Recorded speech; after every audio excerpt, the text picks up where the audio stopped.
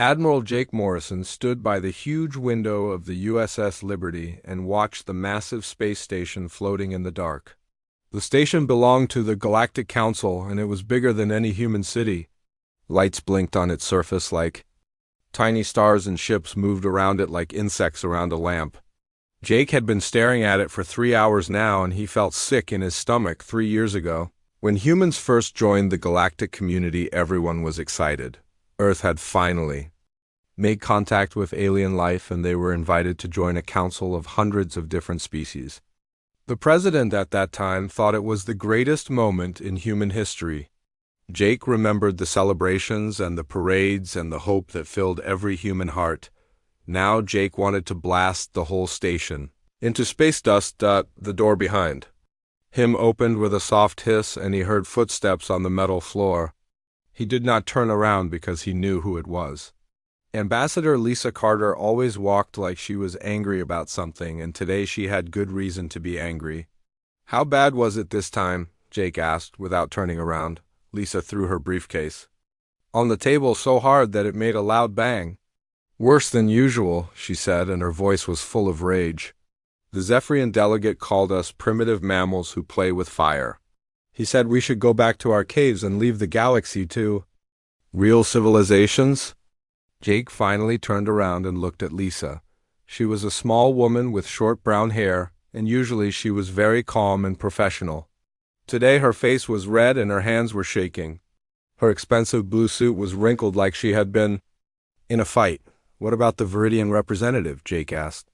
"Oh, he was even better," Lisa said, and sat down hard in a chair. "He said that humans should be grateful that the council even lets us attend the meetings. He said we should remember our place and stop asking for equal treatment." Captain Ryan Hayes walked into the room carrying a datapad.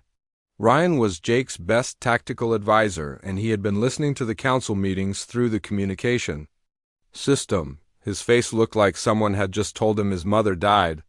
"Sir, the final offer is even worse than we thought," Ryan said, and handed the datapad to Jake. "They want us to give up 60% of our colonial territories. They say it's for the greater galactic good and that humans are too aggressive to manage so much space." Jake looked at the numbers on the screen and felt his blood pressure rising. Humans had worked for 50 years to build colonies on distant worlds. They had sent millions of people to live on planets that were cold and dangerous and far from home. Each colony represented years of hard work and sacrifice and dreams of a better future. "They also want to place peacekeeping forces on our border worlds," Ryan continued. "Alien soldiers with alien weapons watching everything we do." Lisa stood up and started pacing around the room like a caged animal.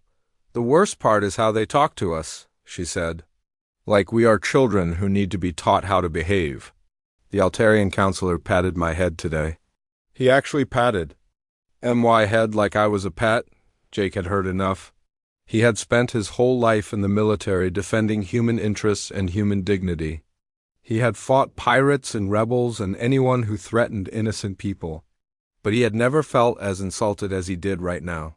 "What did you tell them?" Jake asked.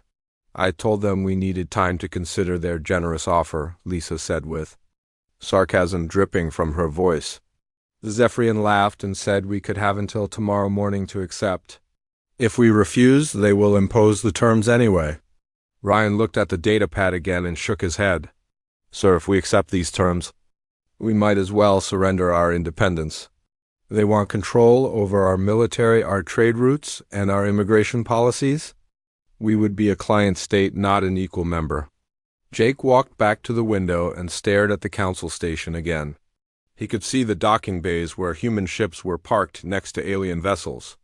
The human ships looked smaller and simpler, but Jake knew they were tougher and more reliable than anything the aliens built.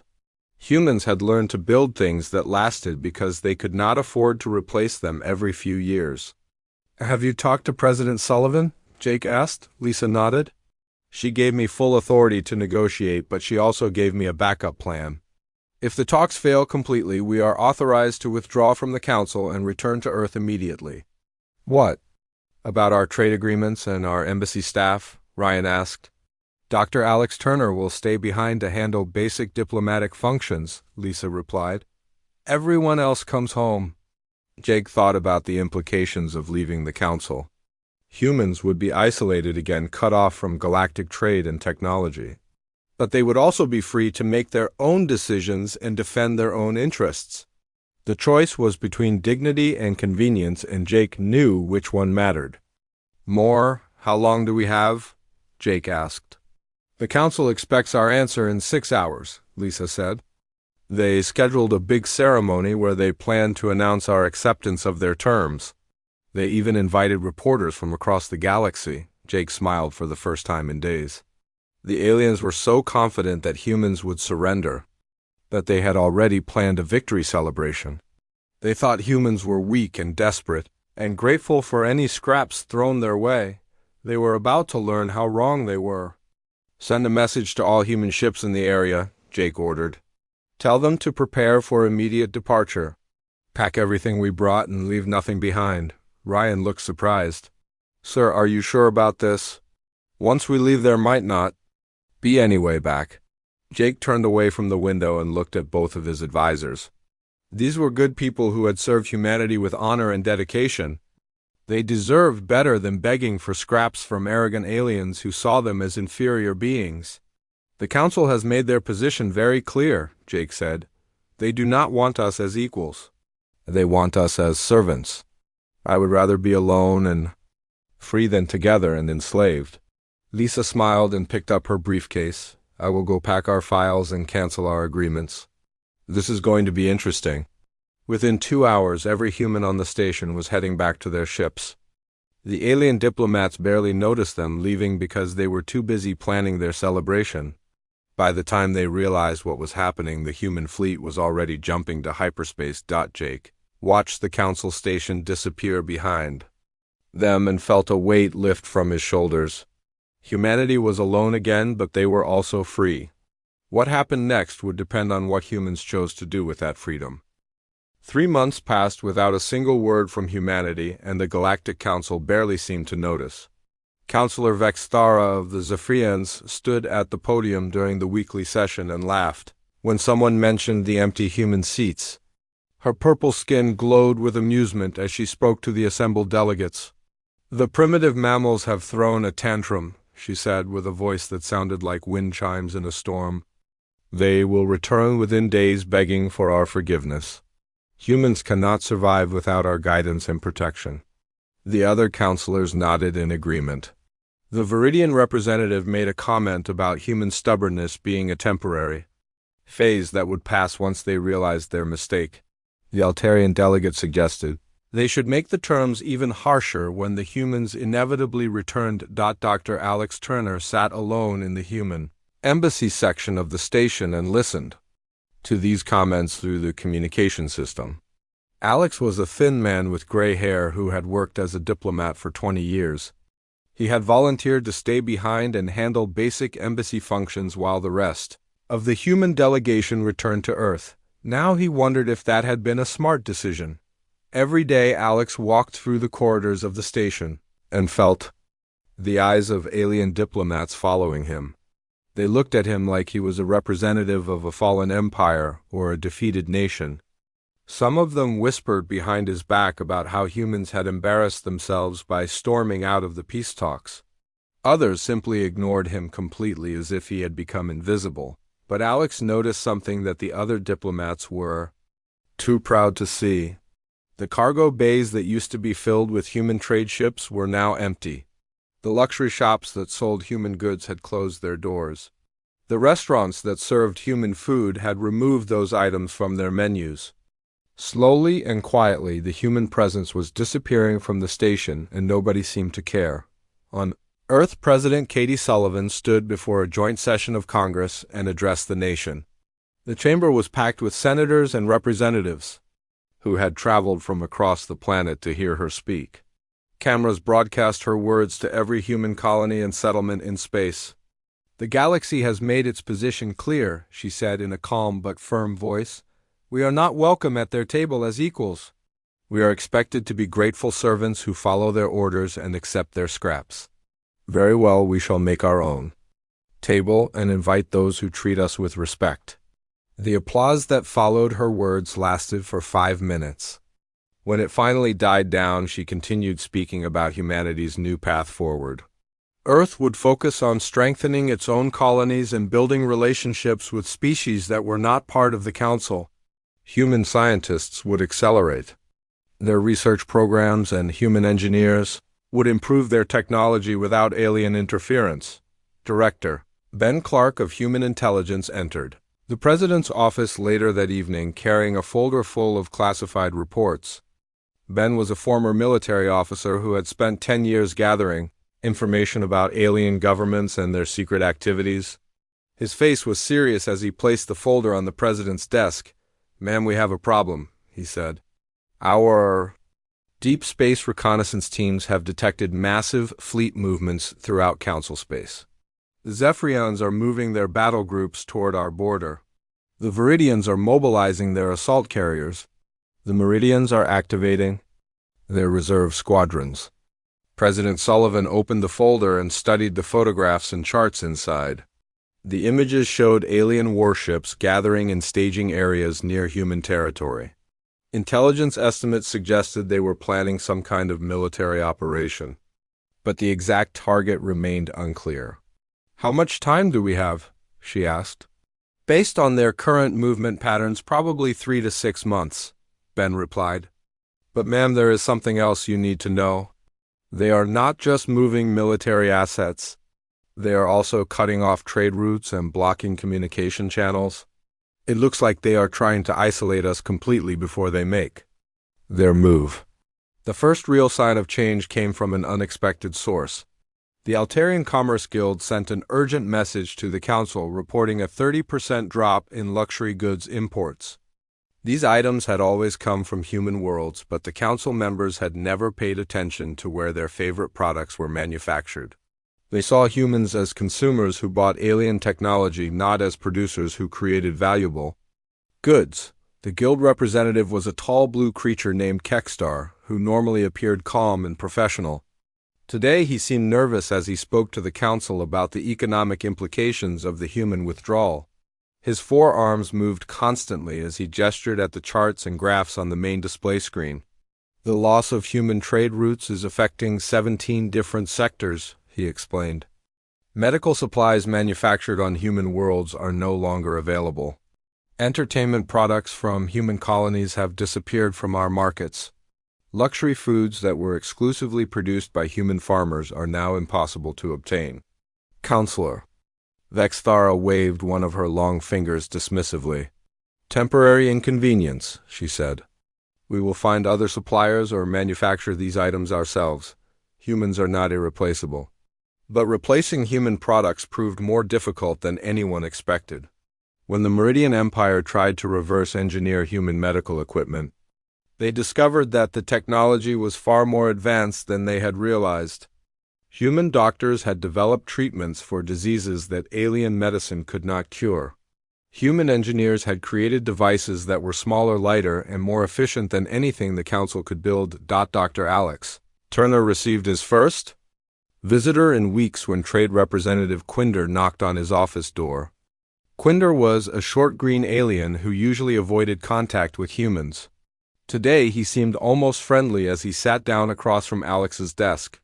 "Perhaps there could be informal discussions about resuming limited trade," Quinder suggested. "Nothing official, of course. Just practical arrangements between business partners." Alex looked at the alien diplomat for a long moment before responding. He had been isolated and ignored for months while the Council members made jokes about human weakness. Now they wanted his help because their economy was starting to suffer. "I am afraid humanity is no longer interested in Council affairs," Alex said in a polite but cold voice. "We are quite busy establishing new partnerships with species that treat us as equals." That last part was completely true. Admiral Jake Morrison had been conducting secret negotiations with the Terran Liberation Front, a coalition of species that had grown tired of Council dominance.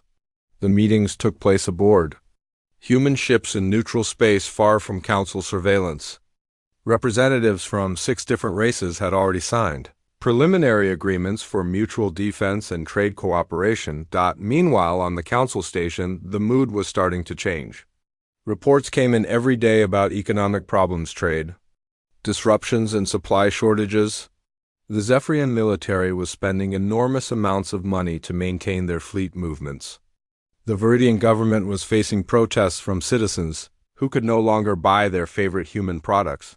Councillor Vexthara still insisted that humans would return soon, but her voice lacked its previous confidence. Other council members began asking uncomfortable questions about how long they could maintain the current situation. Some even suggested that perhaps the original terms offered to humanity had been too harsh. Dr. Alex Turner continued his lonely vigil in the human embassy, watching and listening as the council slowly realized what they had lost. The silence from humanity was becoming louder than any words they could have spoken. Every empty cargo bay and closed shop was a reminder that humans had been more important to galactic civilization than anyone wanted to admit. The council had expected humans to come crawling back within days. Instead, they were discovering that sometimes the quiet ones are the most dangerous when they finally decide to leave.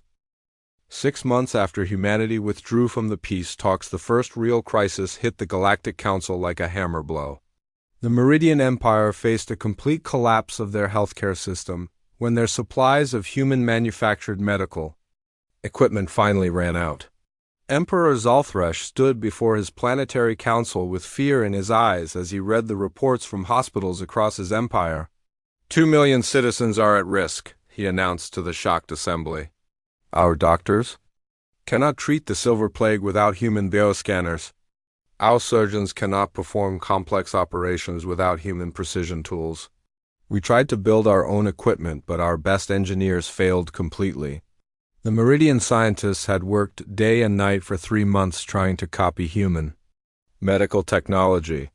They dismantled every piece of equipment they could find and studied every component with their most advanced instruments. But human engineering was like a puzzle with pieces that did not fit together in any logical way. The devices were simple on the outside, but impossibly complex on the inside. Dr. Velkaran, the chief medical officer of the Meridian Empire, submitted his resignation rather than watch patients die from treatable diseases. In his farewell speech, he said something that would haunt the council for years to come.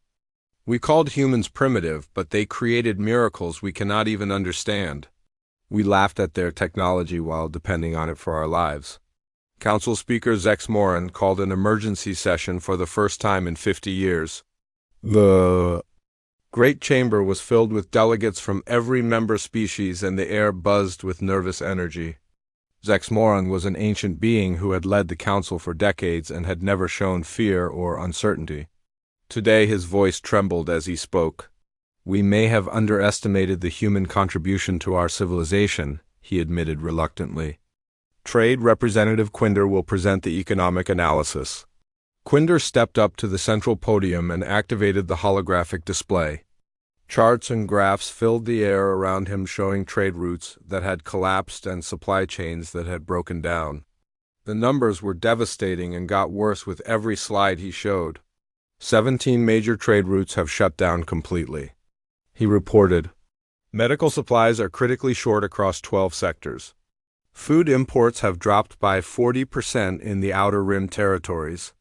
Industrial production has fallen by 25% galaxy-wide. But the economic problems were only the beginning. Without human peacekeeping forces, several minor wars had erupted between species that had old grudges against each other. The council military was stretched too thin to handle multiple conflicts at once. Human ships had been fast and efficient at stopping fights before they became full-scale wars. On Earth, President Katie Sullivan received daily briefings about the chaos spreading across council space. She sat in the Oval Office with her military advisors and watched the reports come in from intelligence agents who had remained in alien territory. The images showed burning cities, food riots, and refugee ships fleeing from war zones. General Nina Foster placed a datapad on the president's desk and pointed to the most recent intelligence summary. Nina was a tough woman who had commanded troops in 3 different conflicts and never backed down from a fight. Today she looked satisfied as she delivered her report. All human forces have successfully withdrawn to our borders, she announced.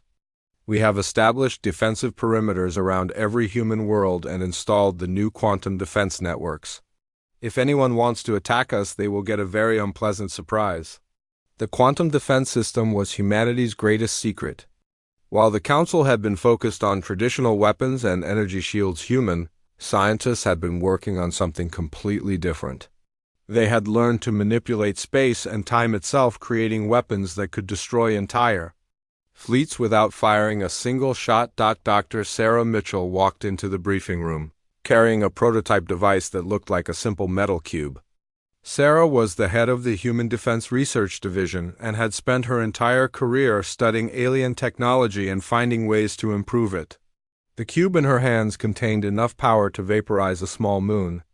The quantum mines are now deployed in all strategic locations, she reported. Enemy ships that enter our territory will find themselves trapped in localized space-time distortions.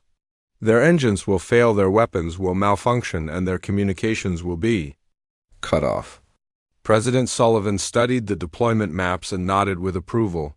Humanity had used the 6 months of isolation to prepare for exactly this kind of situation. Every human world was now protected by technology that the Council could not even imagine, let alone counter. Meanwhile, on the Council station, Dr. Alex Turner was no longer being ignored. Alien diplomats who had avoided him for months now approached him with barely concealed desperation. Councillor Vexthera herself came to his office carrying a formal invitation written on expensive paper. Perhaps we could arrange informal discussions, she suggested with a smile that looked more like a grimace. Nothing official, of course. Just friendly conversations between civilized beings. Alex leaned back in his chair and studied the Zephyrian diplomat who had once called humans primitive. Memos. Her purple skin had lost its healthy glow, and her eyes showed the strain of dealing with mounting crises. The arrogance that had once defined her was gone, replaced by something that looked almost like fear. I am afraid that would not be possible, Alex replied politely. Humanity has moved beyond council affairs. We are establishing new partnerships with species that share our values. This was completely true. Admiral Jake Morrison had been conducting negotiations with the Terran Liberation Front, and the results exceeded everyone's expectations.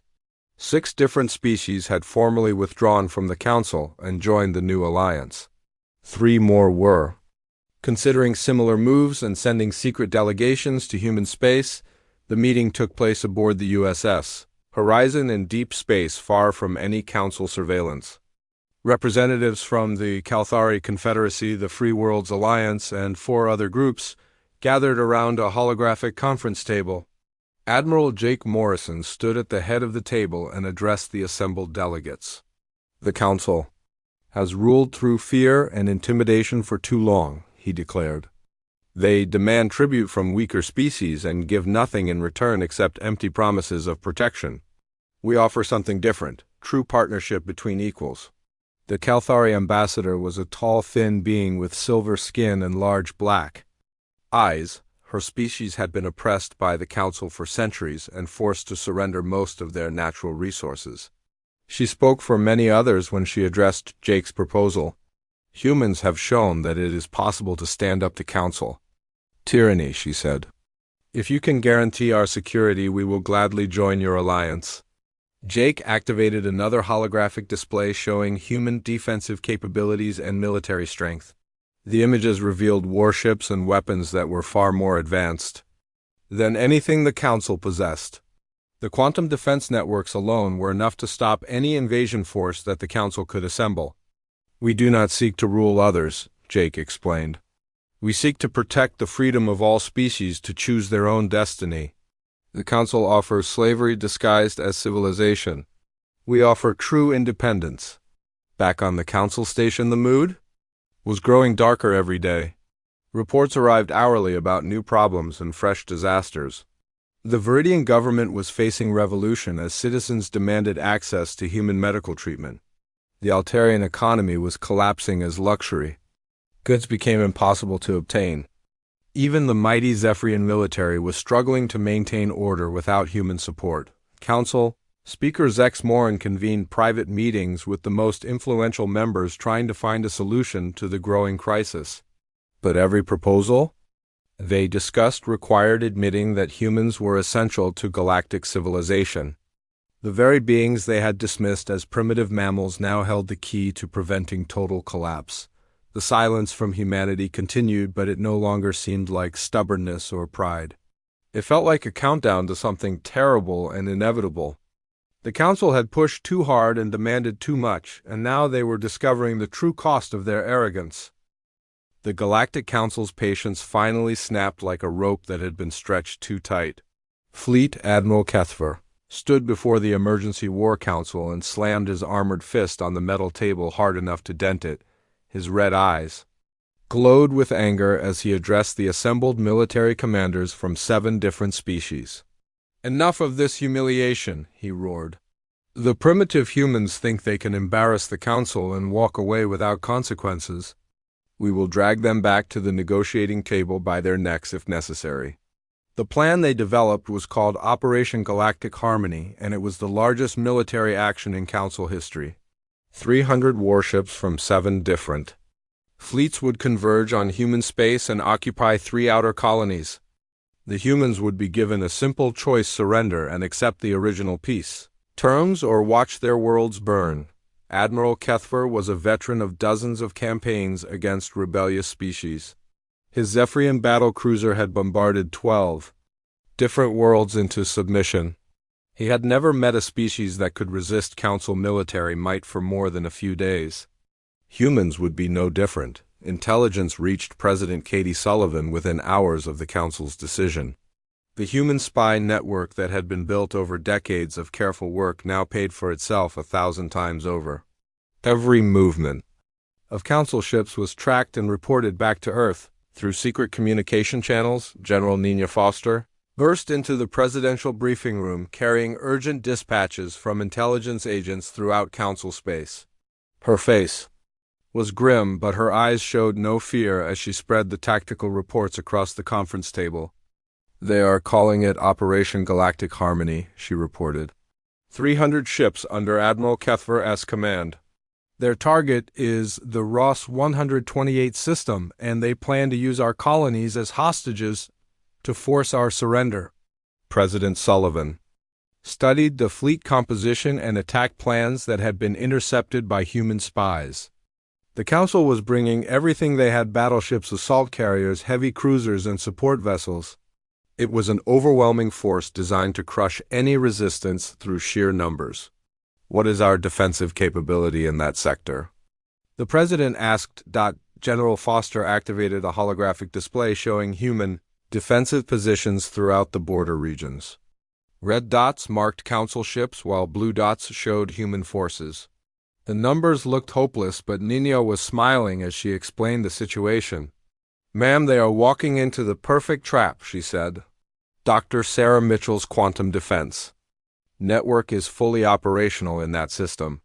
We have also positioned Admiral Morrison's task force in the asteroid belt where they cannot be detected." Dr. Sarah Mitchell entered the briefing room, carrying a datapad that contained information about humanity's secret weapons program. For the past 9 months, human scientists have been working around the clock to develop technology that could defeat numerically superior forces. The quantum mines alone could disable entire fleets. The Ross 128 system has been completely evacuated, she reported. Every civilian has been relocated to secure locations. The quantum mines are active and waiting for the Council fleet to enter. Their effective range. What the Council did not know was that humanity had spent the 9 months since their withdrawal preparing for exactly this scenario.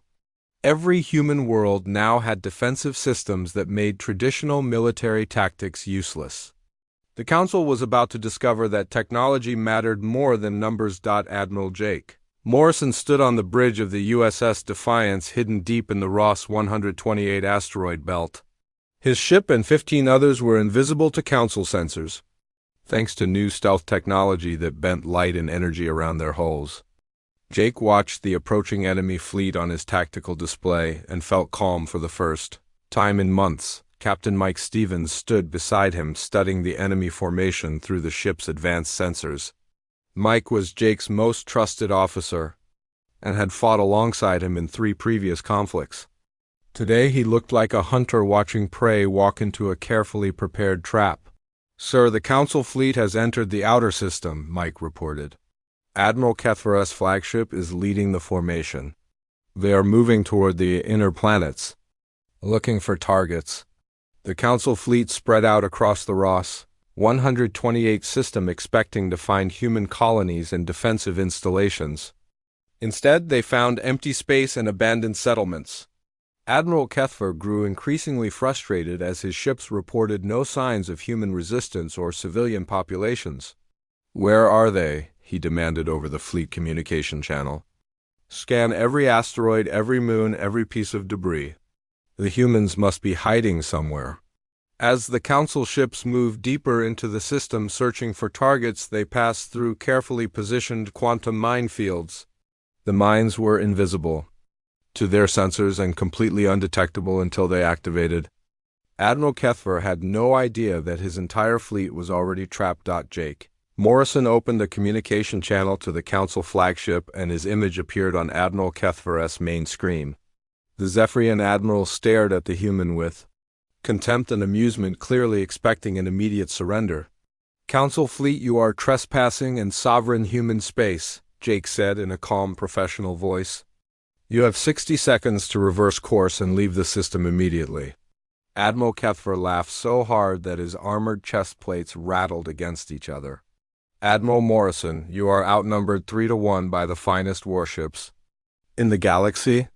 Surrender now, and your casualties will be minimal." Jake's expression did not change as he delivered his response. "I am not talking about my casualties," he said quietly. The trap was sprung with devastating efficiency that would be studied in military academies for centuries to come. Dr. Sarah Mitchell activated the quantum mine network from her control station. On Earth and space itself began to bend and twist around the Council ships. Localized space-time distortions appeared throughout the fleet, causing engines to fail and weapons to malfunction. Admiral Kethver watched in horror as his mighty warships suddenly became helpless hulks drifting in space. Their energy shields collapsed, their navigation systems went offline, and their communication equipment stopped working. Within minutes, the most powerful fleet in Council history had been reduced to sitting targets. From hidden positions throughout the asteroid belt, human ships emerged like predators that had been waiting for the perfect moment to strike. The USS Defiance led the attack, followed by cruisers and destroyers that had been invisible to Council sensors. Their new plasma cannons cut through Council armor like paper. The battle was over in 17 minutes. Half the Council fleet was destroyed in the opening moments of the engagement, while the rest was disabled and captured. Admiral Kethver found himself a prisoner aboard the USS Defiance, staring at Captain Mike Stevens in complete disbelief. "This is impossible," Kethver said in a voice that shook with shock and fear. "Your technology cannot be this advanced.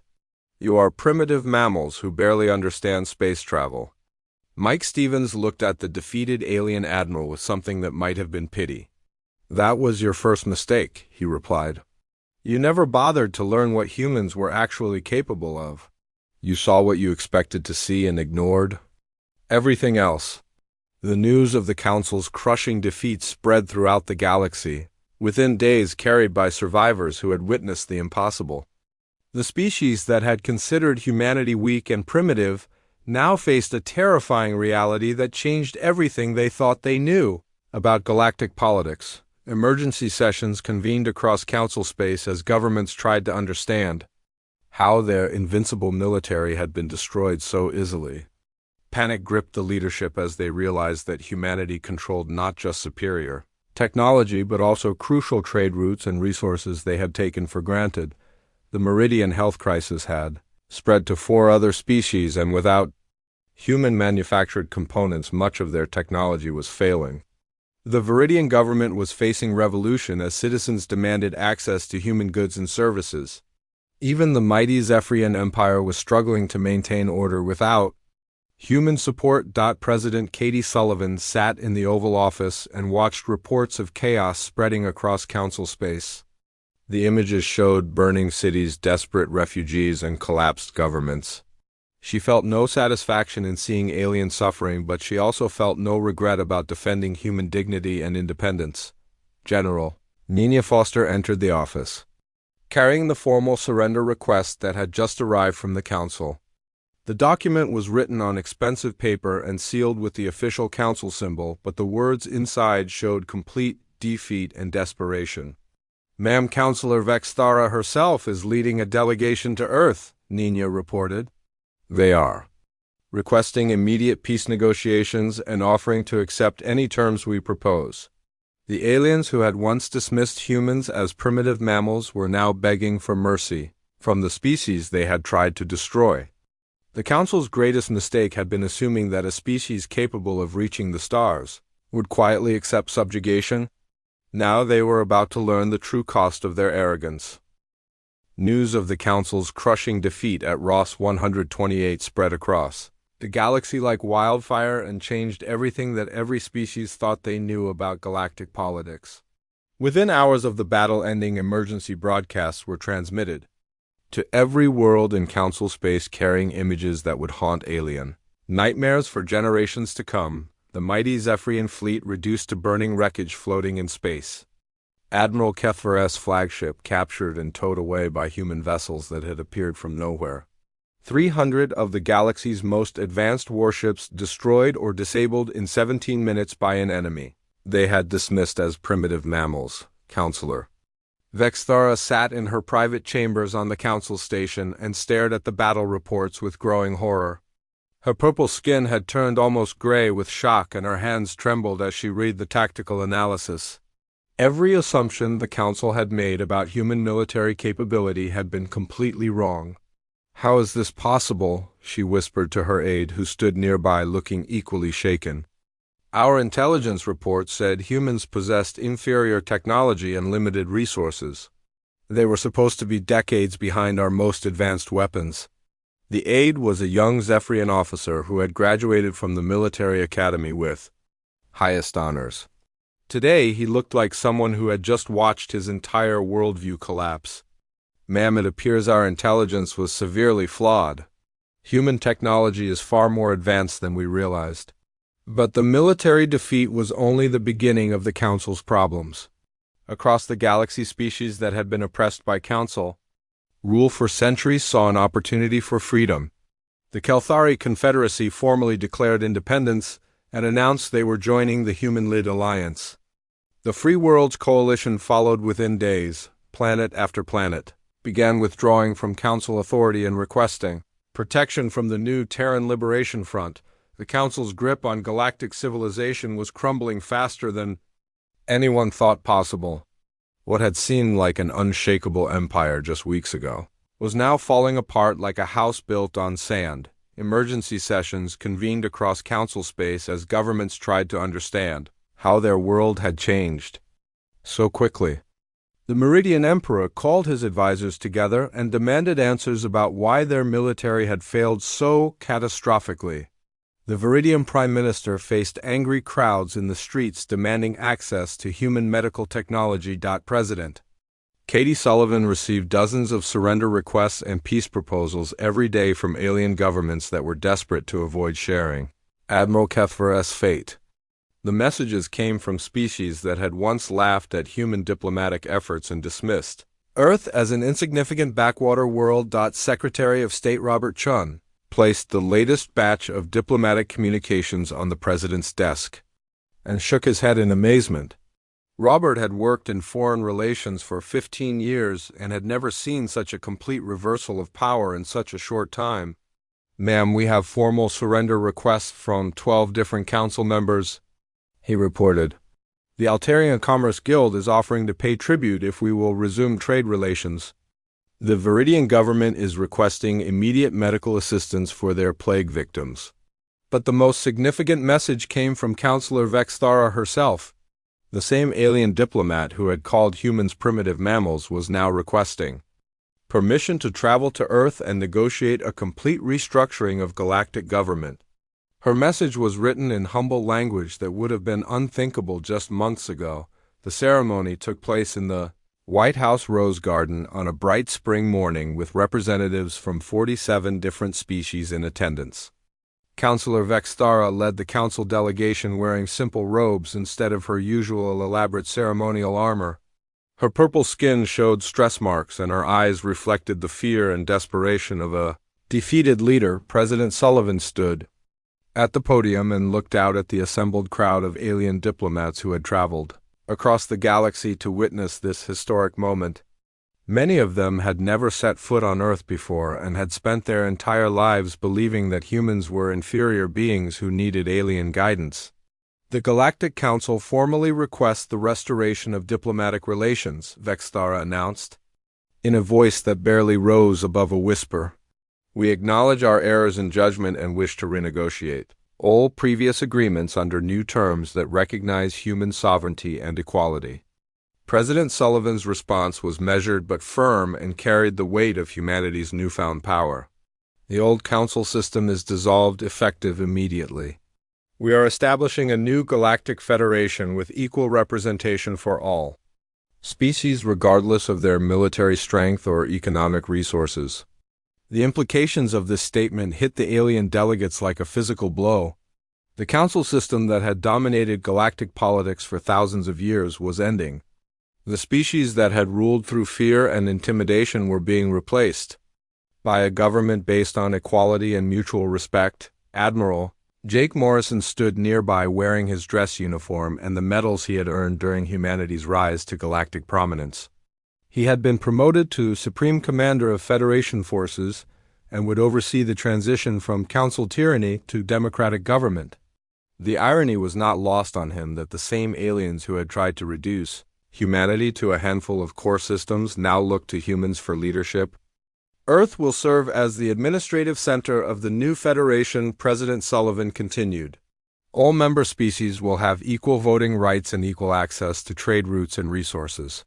Military forces will be used only for defense and peacekeeping with the consent of member governments. Dr. Alex Turner finally returned from his long exile on the council station to become the first Secretary General of the Galactic Federation. His first official act was to establish the Galactic Equal Rights Charter, ensuring that no species could ever again be marginalized or dismissed based on the prejudices of others.